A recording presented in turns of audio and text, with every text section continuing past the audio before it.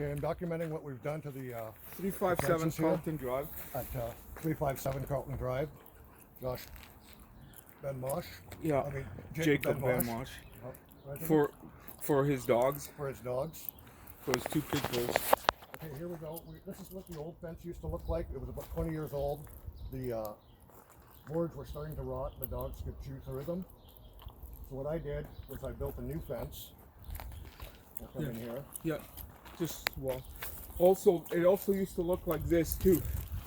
This is how it used to look too on it, like where we used to only have this and this, and all the inside part is all new, as Steve will explain it.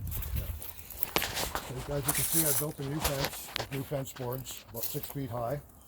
Reinforced it with plywood so they can't chew through the boards. How many inches is that? A quarter inch, half inch plywood? The plywood's 3/8, 3/8. Okay. 3/8 plywood, We stained it and painted it. and covered it with chain link fence so they can't dig into the ground.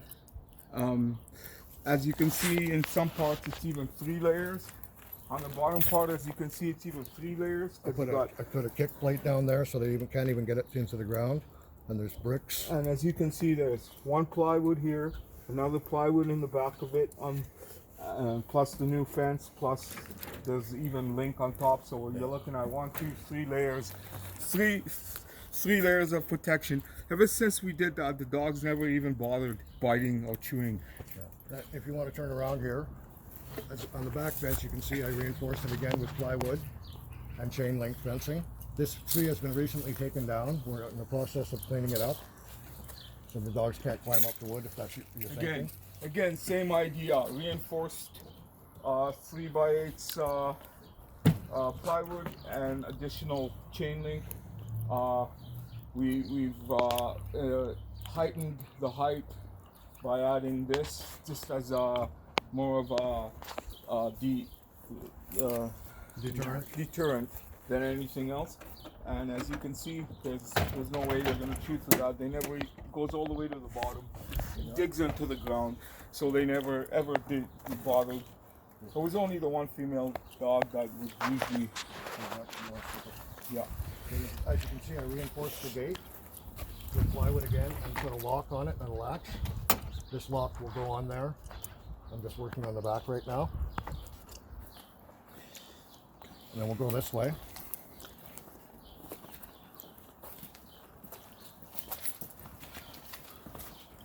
I've also, you can see this whole side fence has been reinforced again, and the chain link. There's also a dog.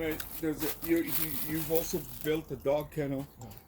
This is all new too. Got a dog down here with the latch, and we can lock that.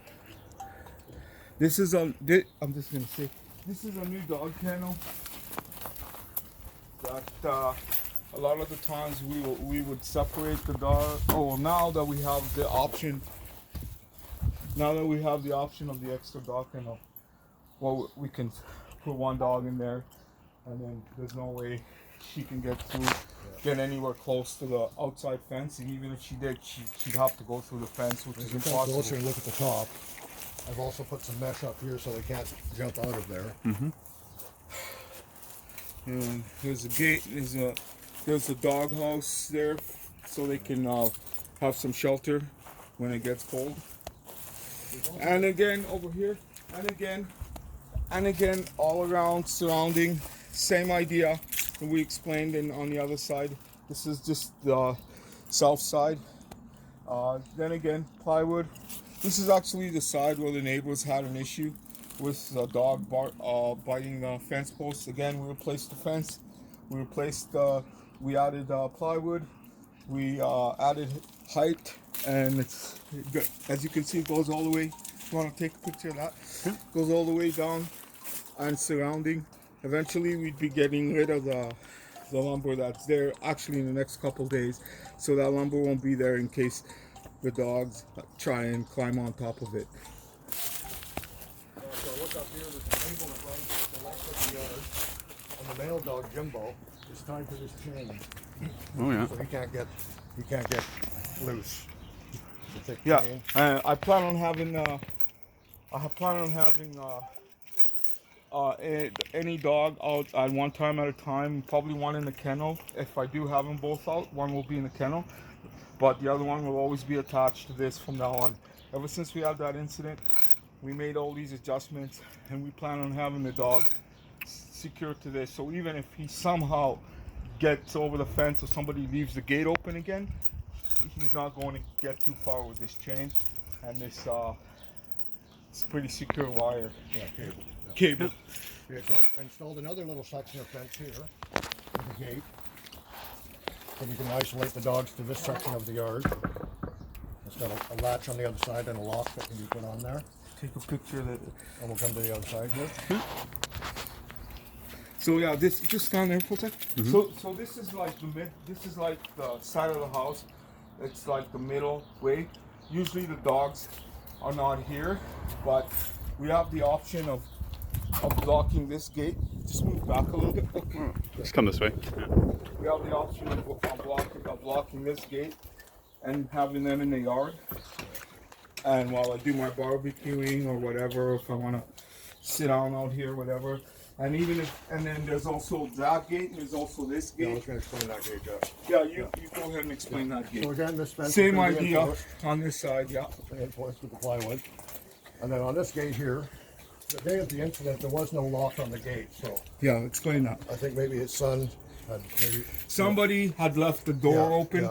yeah. This latest incident, the only time that there was actually an incident with biting was this one time, and that's what brings us to this point. In any case, this was not here, and what happened was the gate was, somebody walked in here. I think it could have been my son because he was around and he's very absent-minded. And in any case, left it ajar. it was ajar. I just put the dogs out, and 2 minutes later, I heard a bunch of yelling.